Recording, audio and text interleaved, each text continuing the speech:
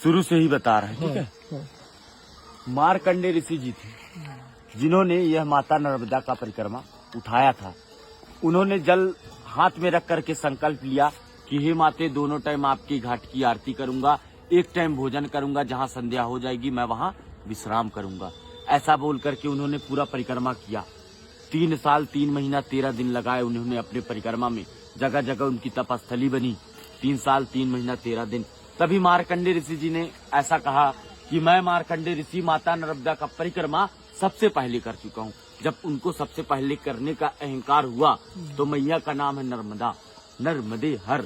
नर का मतलब होता है एक मनुष्य, मत का मतलब उसका अहंकार, और हर का मतलब हरने वाली। नर के मद को हरने वाली। मार्कंडेय ऋषि जी का अहंकार टूटा। मार्कंडेय ऋषि जी खंडित हुए। जब उनको ये प्रतीत हुआ कि अब माता नर्मदा का परिक्रमा तो कोई नहीं कर पाएगा, इसके कारण उनको वो दूसरी बार कोशिश किए। जल लिया हाथ में और बोला, हे मैया, दोनों टाइम आपके घाट की आरती करूंगा, एक टाइम भोजन करूंगा, और जो मुझसे इतनी बड़ी भूल हुई, इतनी बड़ी गलती हुई, मेरा जो अहंकार था, उसके प्रायश्चित के लिए आपके दोनों तटों में हजारों नदी नालों का संगम है। मैं किसी भी नदी नालों को नहीं छोड़ूंगा।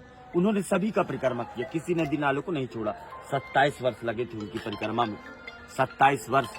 और मार्कंडेय ऋषि जी का यही कहना था कि जैसे हिमालय में जाते थे महिलाएं मोक्ष की प्राप्ति के लिए, ये नर्मदा परिक्रमा में ही एक मोक्ष है। 2 मिनट आ रहा हूँ बस। मोक्ष का मतलब होता है किसी जीव के जन्म और मरण के बंधन से छूट जाना। ये मोक्ष का अर्थ है, इसीलिए परिक्रमा करते हैं। बोलिए नर्मदे हर। एक मिनट सुनिएगा। ये मैया जो है अमरकंठ पे जन्म ली है, शिव के कंठ से उत्पन्न हुई थी। वो रेवा कुंड स्थान है। वहाँ से मैया गुप्त रोड यहाँ आती थी। कहाँ? माइकी बगीचा पे। पूरे 12 वर्ष तक बचपना बीता है यहाँ पर।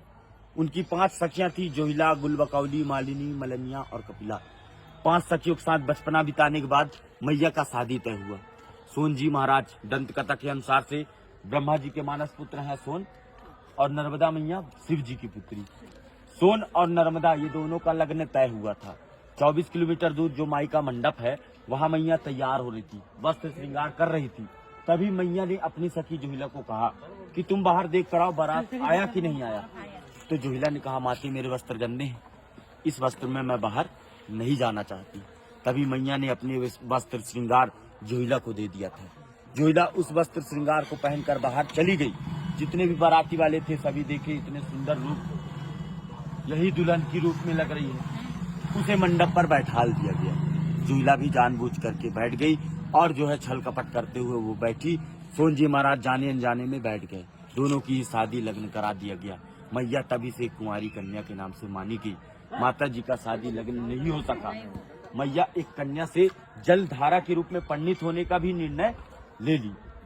और जब वो जलधारा बनती है तो अमरकंठ पे माता जी का मस्तक है, नाभि कुंड पे, नेवावर पे नाभि कुंड है, और चरण समुद्र में है। इस नदी का परिक्रमा आप इसलिए एक ही नदी का परिक्रमा किया जाता है, नर्मदा नदी, जो कि गंगा, जमुना, सरस्वती माता आपकी सभी से सर्वश्रेष्ठ है। जैसे गंगा की स्नान मात्र से, जमुना के जल आचमन से, सरस्वती के जल छींटे से जो प्राप्ति मिलती है, माता जी को मात्र आंखों से देख लीजिए, दर्शन कर लीजिए, तो दर्शन से वो प्राप्ति मिल जाती है। बोलिए नर्मदे नर्मदे। आप यही रास्ता है ना कहते? नर्मदे हर बाबा, नर्मदे हर।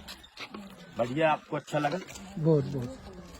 बाबाजींनी आपल्याला ऐसा दीजिएगा कि हम देख लीजिए। नर्मदे नर्मदे हर। बाबाजींनी आपल्याला खूप छान माहिती दिली, जी आपल्याला माहित सुद्धा नव्हती।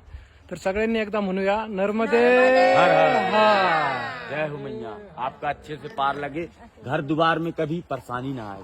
नर्मदे हर। नर्मदे।